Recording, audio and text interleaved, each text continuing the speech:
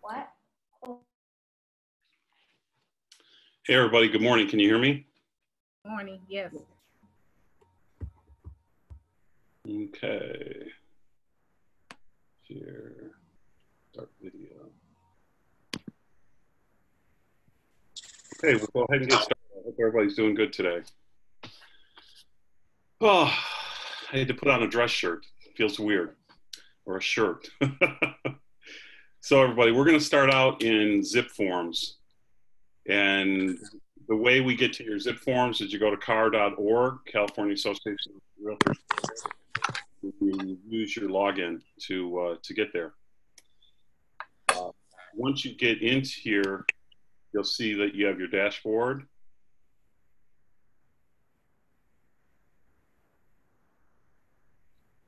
And you can do create a new transaction. You'll click on that and you'll start setting up your transaction. I've got the transaction set up, so I'm going to go directly to my transactions. And today we're going to talk about doing a listing agreement. There are definitely some new forms to be using with your listings because of COVID-19, and we'll be using these, I'm sure, for the next, probably easily the next year. And they are changing almost weekly, but I'm hoping that we're finally getting to a point where we're not going to have to change constantly because they're fine-tuning them. Basically, with CAR, they're putting COVID responsibilities on the listing agent. And I'm going to be coming out with an email tomorrow to the whole office outlining what's going on.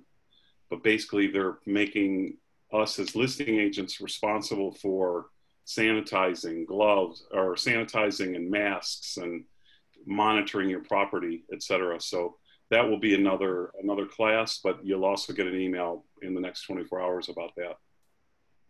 So when we come into the documents to set up your listing, we always, you guys know me know I like to start with the cover sheet where we put in the basic information. So we don't have a buyer yet, we just have a seller. So I fill in the seller's information here, which it's already populated. You can see this is a trust that will be selling the property. So I have the name of the trust, then a comma, and the trustee. So after the trustee's name, you put TTEE for trustee. Then we have the information for the actual listing itself.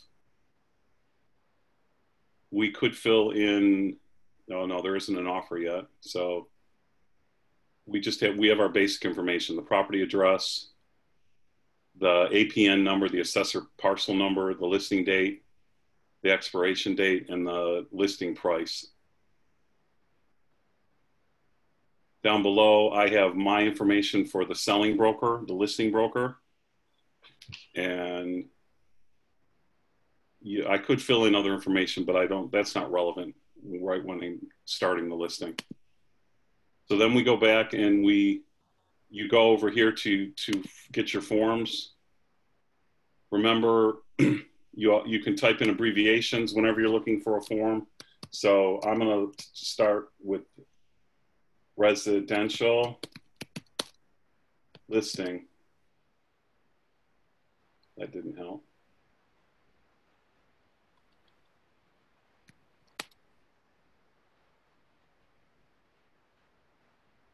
So it's trying to find a purchase agreement. So I'm just showing you different ways you can search. So there, listing. So we want residential listing exclusive. And then we want the listing agreement coronavirus addendum. That is automatically populating with listings now. So we're going to go into our listing agreement. Everything that was entered in the cover sheet will automatically populate over here to your listing agreement. When you pull the listing agreement, it's going to pull the forms that you need initially. If there's something special about the listing, then you'll pull the other forms, and you'll see that as we go along. So the very first form is the one that the California Association of Realtors is going to look for when they audit your file. hopefully they won't be auditing your file. But the most important agreement that they want to see is the agency agreement. That's the very first thing that you should sign with your client, and talk to them about what it means to be a seller's agent, what it means to be a buyer's agent, and what it means to be a dual agent, where you represent both the buyer and the seller.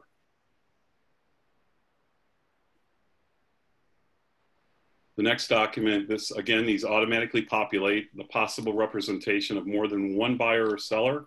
Again, this is discussing with your client that you are going to be working with multiple buyers, you will be working with other sellers, and what does a dual agency look like? What does it look like if I represent a buyer and a seller for you?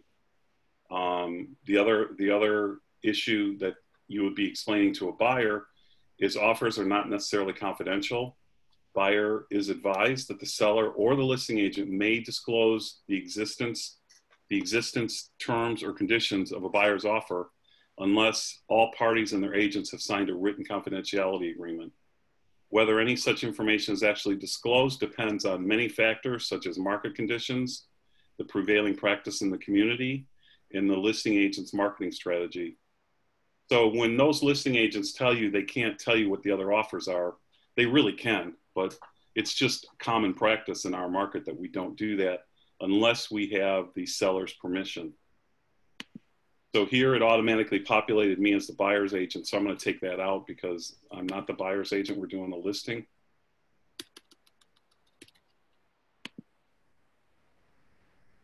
So remember here, you're going to put the broker's license. That's our Keller Williams corporate license for our office. And then you're going to put your individual license. The next item is going to be the wire fraud advisory. And this is important for the seller and the buyer, but more importantly, typically for the buyer, to make sure your buyers are aware that they need to verbally always confirm wire instructions. They may receive them from escrow for the transaction, but they should call escrow prior to sending out the wire and verify verbally with them that that is their correct instructions. Also, do not accept wire instructions on behalf of your clients. Do not take them from escrow and send them to your clients. If the escrow sends them to you, which sometimes they do, you should reply with the buyer's information, their email and their cell phone, and tell escrow that you're not allowed to transfer wire instructions. It's a policy of our brokerage to not accept wire instructions. Now we get to the residential listing agreement, exclusive authorization, and right to sell. So as we know on most of our forms, they're kind of plug and play.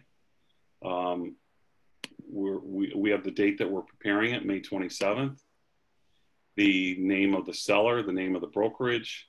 We have a start date of the listing and an end date. We have the property address, the parcel number, etc. So you might be going to a listing appointment and you're not sure of the price. This could be left blank and you could fill it in once you have a discussion with your client. I typically am able to get the price agreed before I send this out. And I do that through email and phone discussions with going through the comps with the client. But that's not always possible. Sometimes you're going to be doing that face to face. So let's say you're going to fill this in at the appointment, then you should fill it in and have the seller initial where it was written in. Remember that all listing agreements do need to be run by me.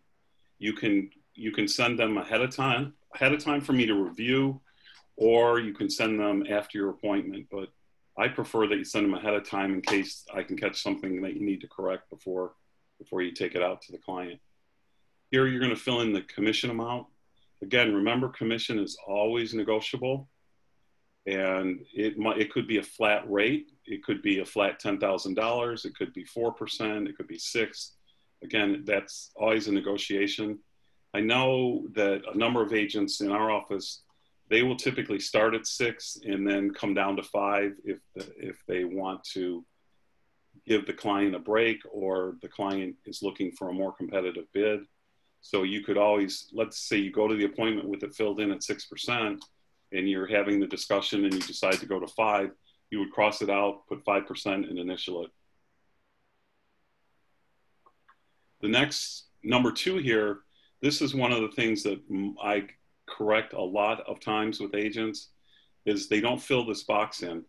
So basically what this clause is if at the end of your listing, the seller sells the property to someone that you introduced to the property within 6 months, because I have 180 days, then you are to be paid a full commission.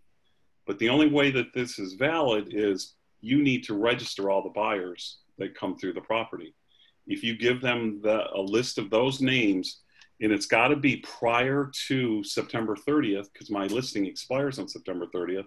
So on September 29th, I could give the seller a list of buyers who've been in the property, and if they decide to sell it to one of those buyers in the next 6 months, they would owe me a commission. But the key thing is the list, and I will tell you, I rarely keep a list, but I know there are agents that on every listing, they register the buyers and they just keep a spreadsheet. And that's a really good practice to get into. And again, the other key thing is you can't do it after the listing expires. You've got to present it to the seller prior to the expiration of the listing. Clause C, I'm going to the items that you would fill in and given reasons of things that might be there. So number C says, in addition, the seller also agrees to pay the broker X. So this could be that your seller might be paying for staging. You're going to see later in the documents, they might be paying for sanitizing. Those are 2 issues right there. Maybe you're going to do a special, it's like a multi-million-dollar home and you're going to do a big blowout ad. The seller might be cooperating with you and paying for part of the ad, something like that.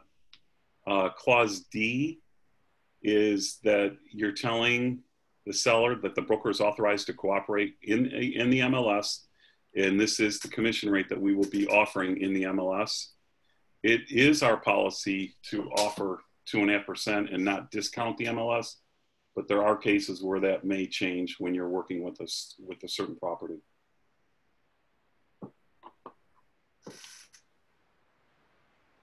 Clause F.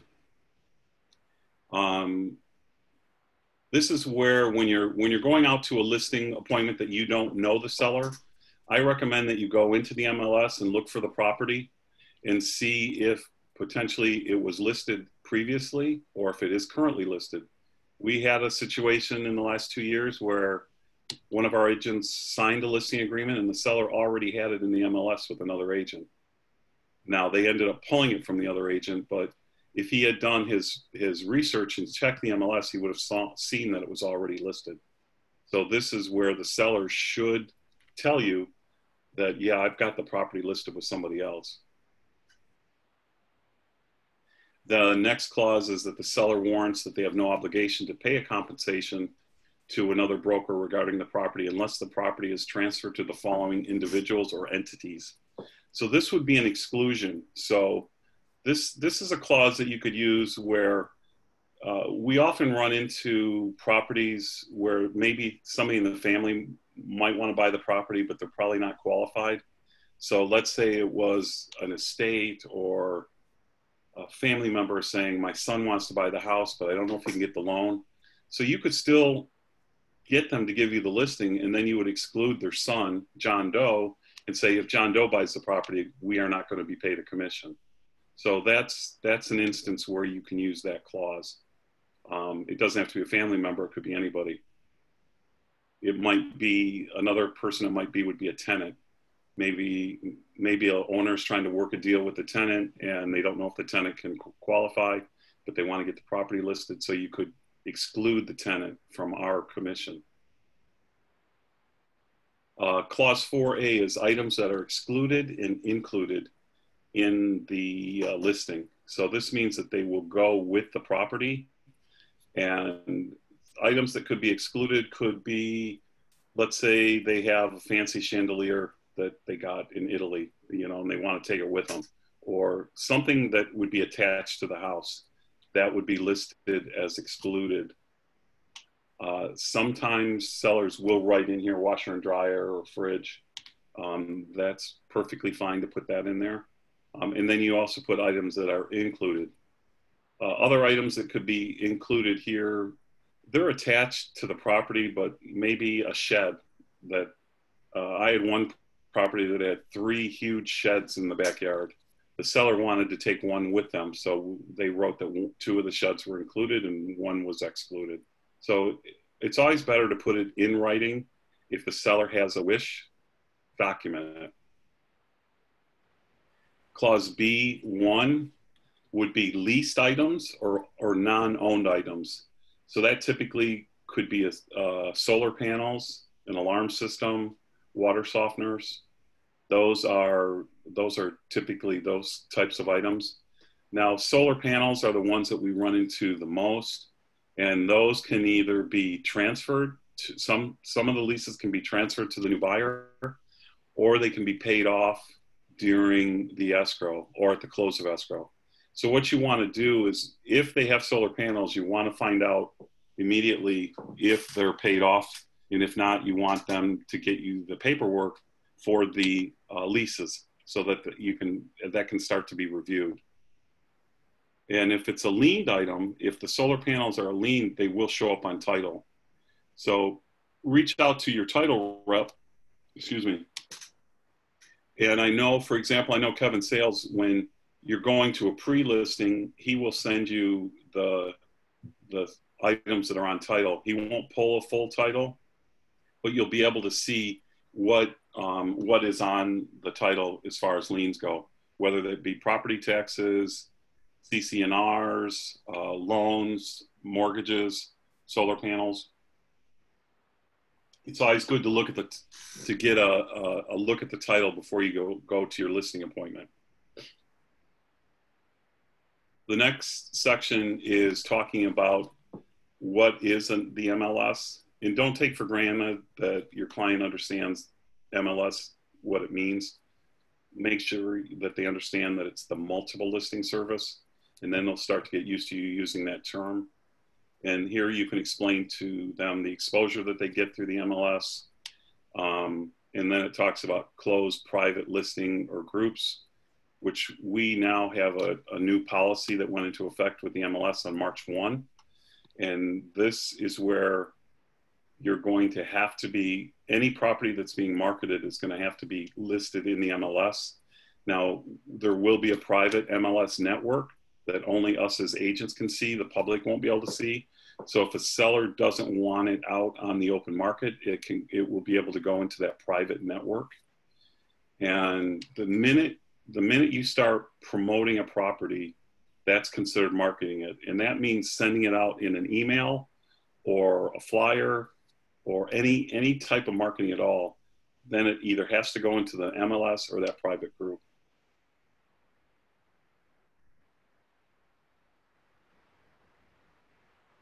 And there is a special form in the MLS for opting out.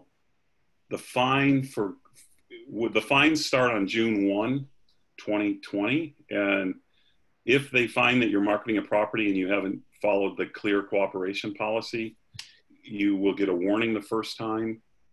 The second time, the fines go up incrementally. I think the second time is $2,500. The third time is $5,000. And then the fourth time is you could be banned from the MLS. There will be a hearing. The fine in CRMLS, and I believe the Valley Board, is $10,000. And this is not paid by the brokerage, it's paid by the agent. The broker is not fined, the agent is fined.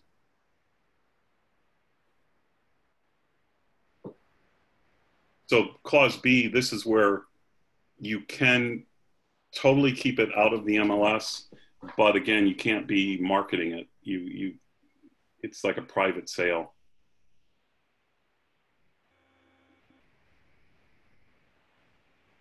Clause 6, the seller representation. Seller represents, unless in writing, that there's no defaults on the property, no insolvency, no issues, litigation, arbitration, etc.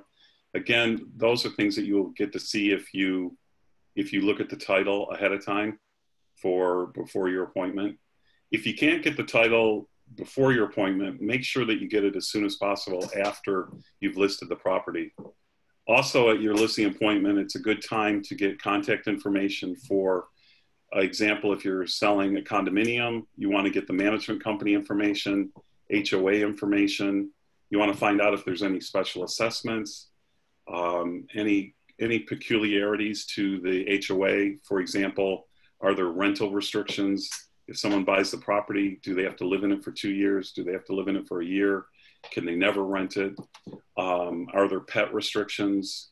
Dog, number of animals, size of animals, breeds of animals. All those are kind of things that you want to ask when you're getting your initial listing, and get as much information so you're as prepared as possible going forward.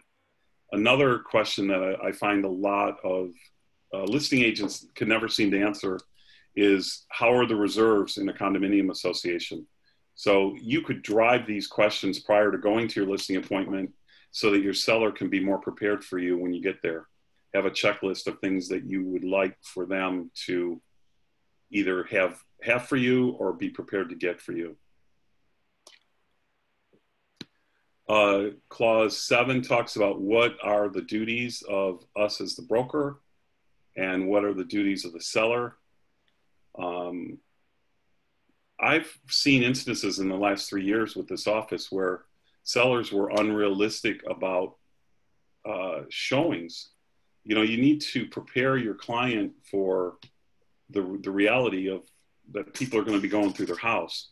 Now with COVID, obviously things have changed dramatically, and we're going to get to that when we get to the COVID forms, but just set the expectation with your client of, you know, how you're going to be marketing the property, when you're going to be showing.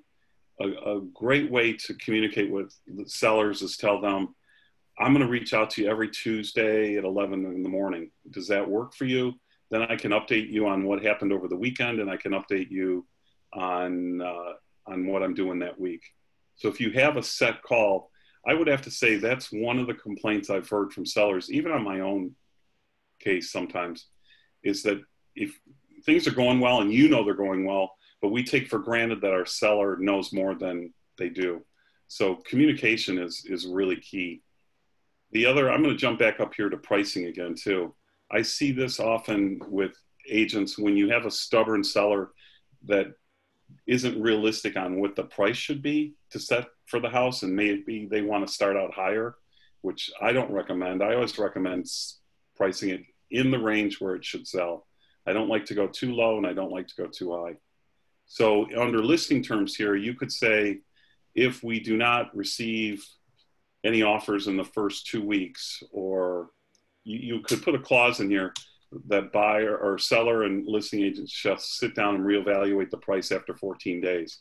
Something like that, that gives you the leeway to have that discussion with the seller sooner rather than later if you've overpriced the property. The other thing that I've seen here is agents will put in, buyer agrees to do brokers open and 2 open houses in the first month, or whatever you're going to do. Now, right now, we're not doing any open houses, so that isn't relevant, but you could put in here, you could talk about a virtual tour. You could talk about what you're going to, you know, how you're going to market the property in specific listing terms there.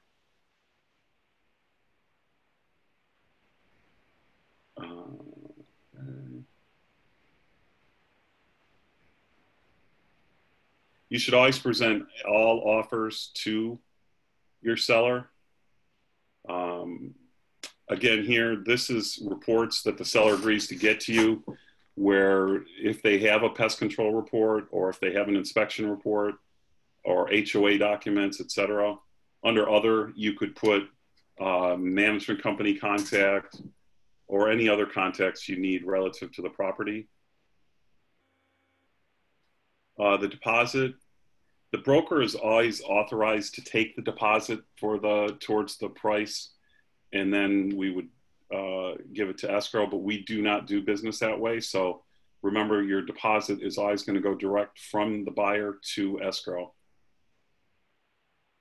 Agency relationships, again, this refers back to the very first form that we have the seller sign. when you're doing your listing agreement, and it's talking about the disclosure that you're representing the seller, and then the dual agency, etc.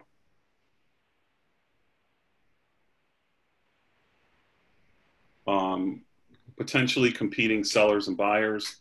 Again, this is talking about you may receive more than, you may be giving them more offers from you for more than one buyer. And that's where you're talking about possible representation of more than one buyer or seller. Security, insurance, showings, audio and video. So if the property is on video, for example, the alarm system is filming, then right at the front door or right when you walk in the house, you should have, I recommend an 8x10 frame with disclosure that the client may be being photographed, videoed, while they're viewing the property. And when you're representing buyers, it's also good to let buyers know, when you're the buyer's agent, tell them, you know, don't be talking about the property or making comments if, in case they are being videoed. Same with Alexa, etc. Here we talk about photographs and internet advertising, that the seller is giving us permission to publish images of the house. In number 11. Number 12, we're talking about a lockbox, whether or not the seller is going to authorize a lockbox.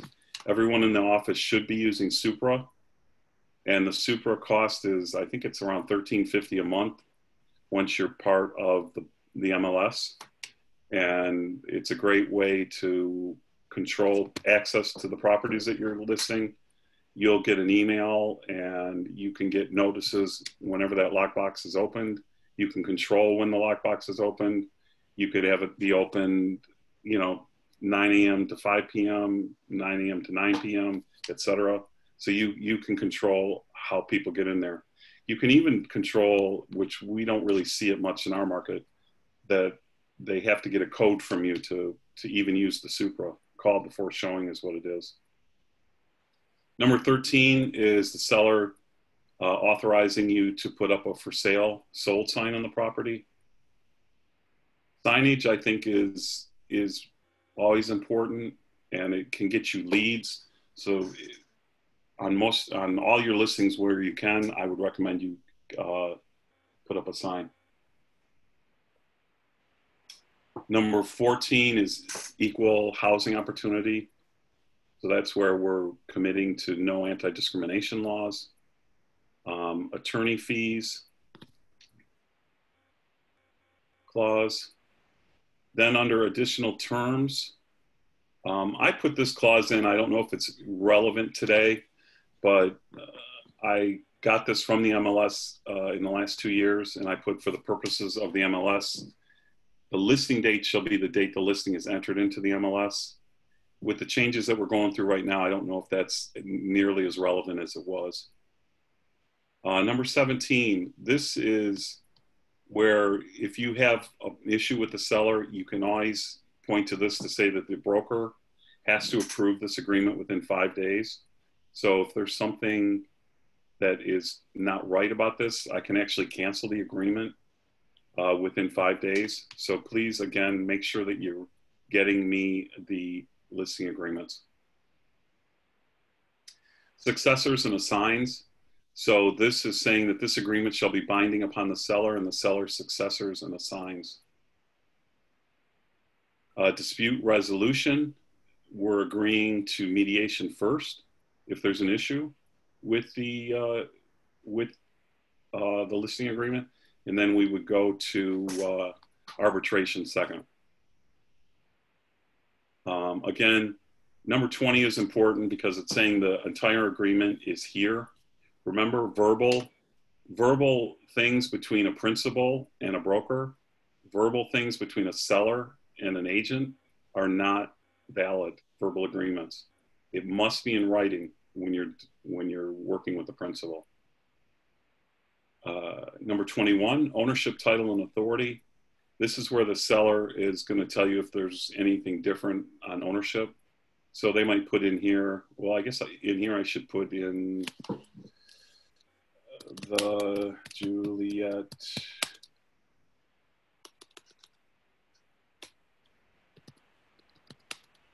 Snow Living Trust. So because it's a trust, I check the box representative capacity, and we'll go to that form in our other forms. Again, here you're filling in the information for the owner, for yourself. Seller's advisory talks to the seller. It addresses the seller about different things that will be happening during the transaction. The big one is statutory duties. So that's items that the seller is required by law, to forms that have to be filled out, forms that have to be signed. Another big one is if there's been a death on the property within the last 3 years, that has to be disclosed. If it's longer than 3 years, it does not have to be disclosed. Condominiums, other common interest subdivisions, that needs to be talked about. Withholding taxes are relevant if your seller is not a California resident. So that I have run into that. So you want to make sure that they understand that the escrow is going to hold back some of their profit to pay the California franchise tax. Again, escrow can explain that to your client, but if you know you're dealing with an out-of-state client, you should tell them that up front so that they understand it. We take for granted that people aren't going to discriminate, but they do. So you keep in mind fair housing. You can never discriminate relative to offers. And when I have multiple offers, typically, I will put them on a spreadsheet and I don't put the names. I will put offer number A, B, C, D. And then we look at it for the terms of the basic offer, whose offer is offering the best terms to the client. Then after we narrow in the best offers, then I will show the sellers the letters from the buyers, the more personal stuff. But I try to make it be a business transaction first on what are the deal terms from each of these buyers. Then we get into the personal side, because there's always a personal side when somebody's selling a property and when somebody's buying a property. So those are key also, but keep it separate in the beginning. Here we're talking about marketing considerations, and there are a couple things that I think in today's time could be very good. I know Heather and I have talked about this. She's kind of recommending to some of her clients to get some reports up front so that we can see where the house is and to limit people coming through. Of course, a lot of sellers aren't going to want to pay for those reports, so it's going to be on a case-by-case basis. Post-sale protection is talking about why is it a good thing for the seller to pay for a home warranty. It gives some coverage for that first year. So that's one of your explanations to your seller. You know, not everything is going to be perfect in the house when somebody moves in that first year, and it'll help cover potential problems. Another item to talk to your sellers about is, and this is in the listing appointment, talk to them about medicines that are in the house, drugs, money, jewelry, guns. You want to make sure that the house those items are put away somewhere. They're locked up. It could be a locked closet. It could be a bag that they take with them when they go out when you're doing a showing. Just make sure that those items, that you discuss those items with people prior to showing the homes, because you don't want someone to reach into a medicine cabinet and take drugs, open up a drawer in a bedroom and find jewelry, etc. You want to make sure that the owner's items are protected and that you've had that discussion with them. The next form is the California Consumer Privacy Act advisory. This just came out in December. It's another government form. I don't know what to say. We have so many of them. Let's go back.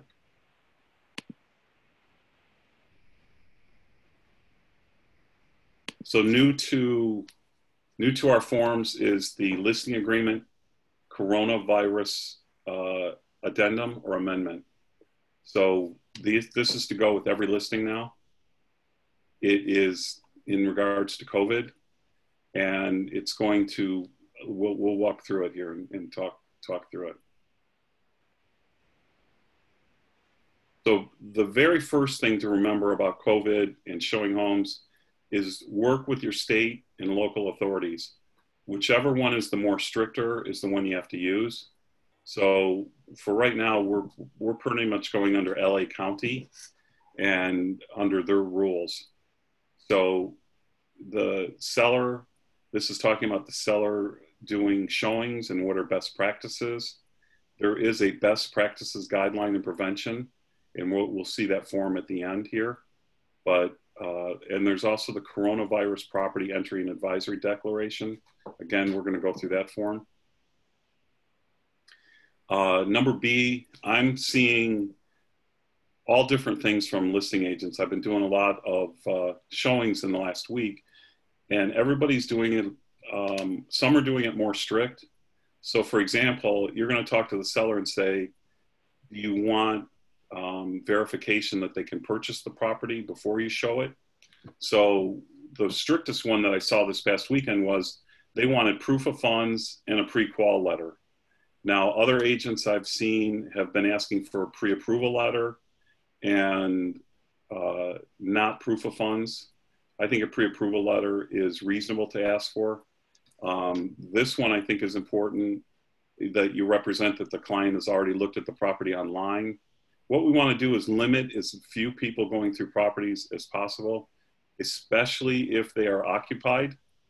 If they're occupied, you can only have two buyers and one agent. That doesn't mean a listing agent and a buyer's agent. The listing agent has to stand outside while you're in the property with your buyers. The buyers should be from the same household. It could be boyfriend, girlfriend, husband, wife. Don't be bringing children. You can just have two people for the showing. If you need to have another person, the recommendation is you only have two people in the property at a time. So for example, this past weekend, I had mom and dad and a millennial. So one stayed outside while two of them looked, and then the other one came in and one left. So that's also, while you're in the property, it's recommended to do social distancing. Here, we're talking about marketing activities and what the seller is allowing for you to do. So you could check any of these boxes that are relevant. This happens to be a vacant property, so I'm really mostly concerned about taking pictures, getting the sign up, being able to do the Avid, etc. Then other sale activities. The other things that the seller needs to be prepared for would be an appraisal coming through, a buyer inspection, getting the Avid done, potential termite work, a final walkthrough. One way a final walkthrough can be done, it can be done via Zoom or FaceTime, and it also can be done with the buyer coming in. There could be potential repairs, so you're going to have, the seller needs to be prepared to have someone come out and do bids, or somebody come out and do the actual repair.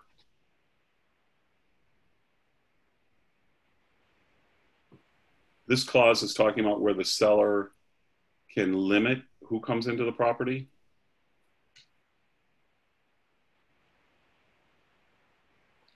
Then showing and access rules.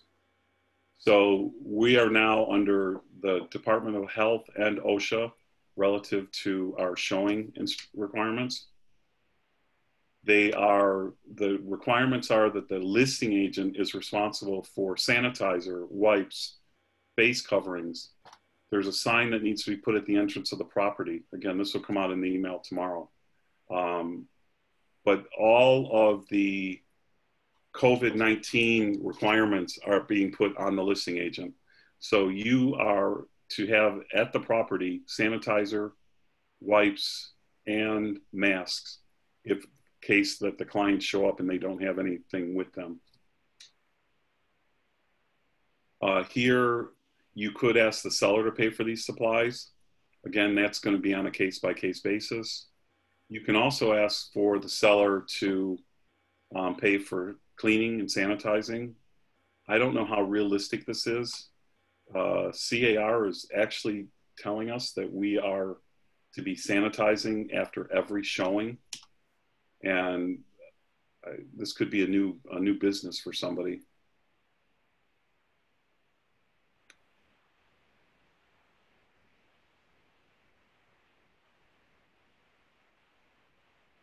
Clause 6 is talking about best practices.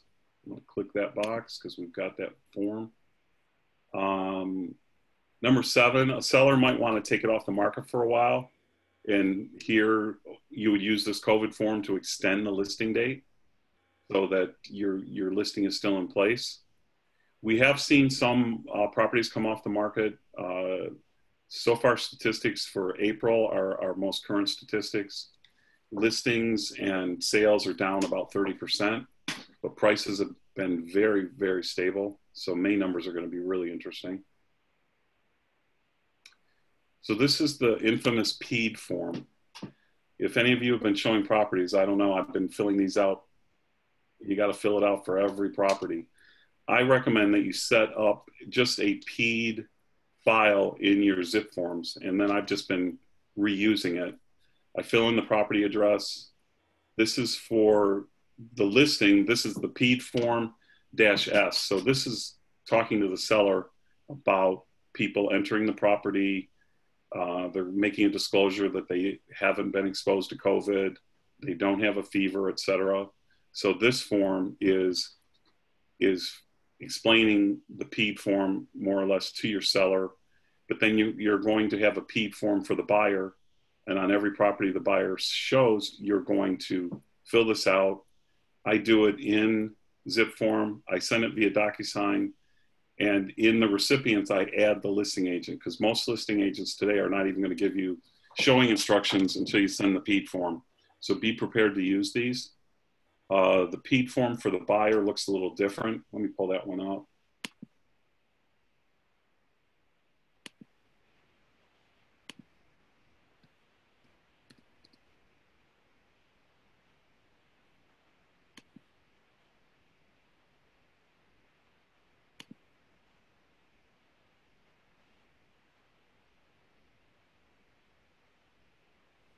That's a seller form. That's not the one I want.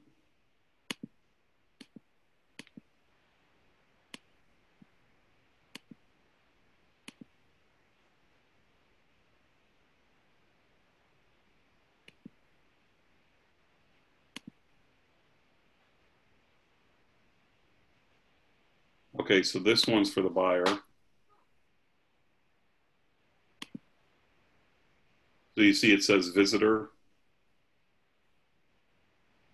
So down here, you're going to fill in the buyer's name, buyer's name. Then you're going to put in your name, broker agent. And then here where it says broker agent for the buyer, if you're representing the buyer, you initial it. You do not need me to initial it. You can initial it as the agent. So this form, you're going to get really used to using this form because everybody's requiring it. It is required, basically. So again, I have had no buyers have any issue with signing the form. I let them know that it's a COVID form required for viewing the property, and they've been fine with it. The RCSD-seller is representative capacity signature disclosure. So this is when you have a trust that's selling the property. Maybe it could be a corporation, an LLC.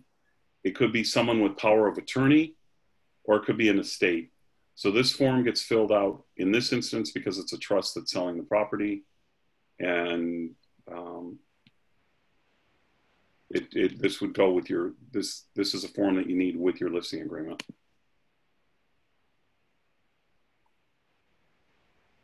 feed seller.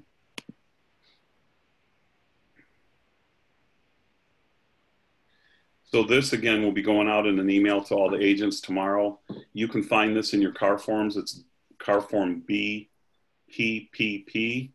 It's best practices. It just came out a few days ago, in the last 5 days, 6 days, 5 days.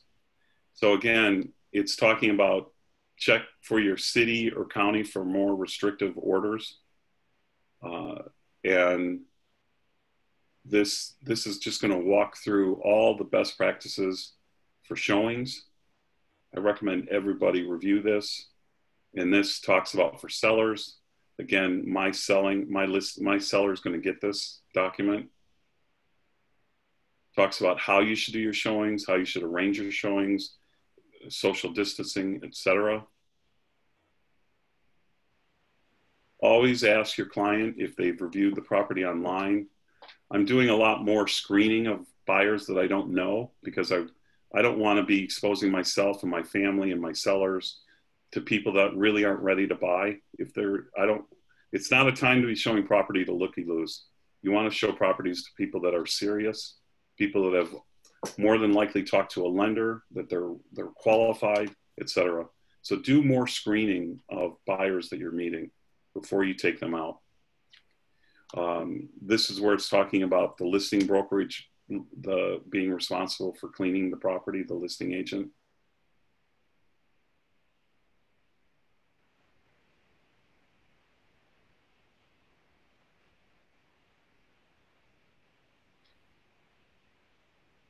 I just showed one condo in Culver City twice this weekend. That agent was so thorough. She was in there cleaning prior to both showings. She had sanitized and done everything. So this is a new world for us. It's putting the onus on us, and we all want to be as safe as possible. Does anybody have any questions?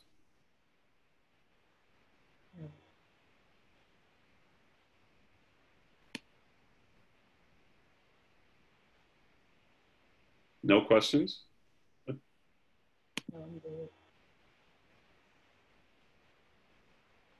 I have a question. It's Love. How are you? Good, Love. How are you? Good.